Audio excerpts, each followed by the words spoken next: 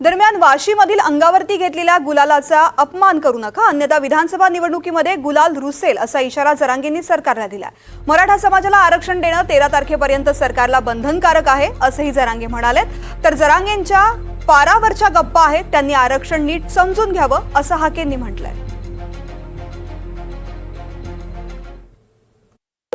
तालुक्यासह या नोंदी आहेत हैदराबाद संस्थांच्या, आणि ह्या सरकारी नोंदी आहेत। या देशात आणि या राज्यात कोणाच्याही सरकारी नोंदी नाहीयेत, तरी त्यांना आरक्षण आहे। मराठ्यांना आरक्षण सरकारी नोंदी आहेत ते देणं या 13 तारखेच्या आत बंधनकारक ही शब्द मी सरकारसाठी वापरतोय। तुम्हाला बंधनकारक, तुम्ही जे खोटं आहे, जे बोगस येतील आणि जे सत्य आहे ते दिलं नाही।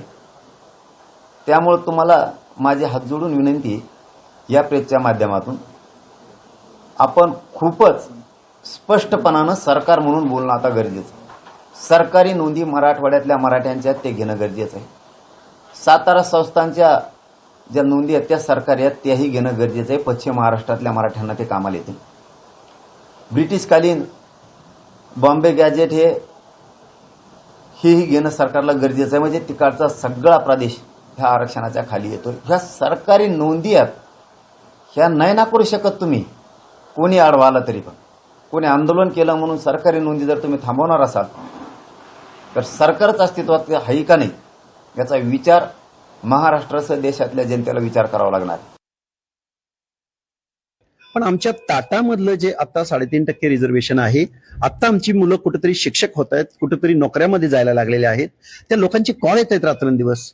जी मुलं आता अभ्यास करतायत, ज्या मुलांना ऍडमिशन एंट्री पॉइंटला या सर्टिफिकेट हवेत, त्यांनी आता आमचं हे 3.5% रिझर्वेशन सोडून द्यावं का? आणि आम्ही एसटी म्हणजे आम्हाला गाजर दाखवायचं पुढचं, आमच्यामध्ये दरार निर्माण करायची। भुजबळांच्या मागे लागू नका, भुजबळांच्या सांगण्यावरून हा काम करतोय, धनगर समाजाचा माझा विरोध नाही, असलं काहीतरी इलॉजिकल अतार्किक बोलून आमच्या लोकांचा बुद्धिभेद करायचा प्रयत्न जरांगेंनी करू नये। कारण पहिली आरक्षण पॉलिसी त्यांनी समजून घ्यावी।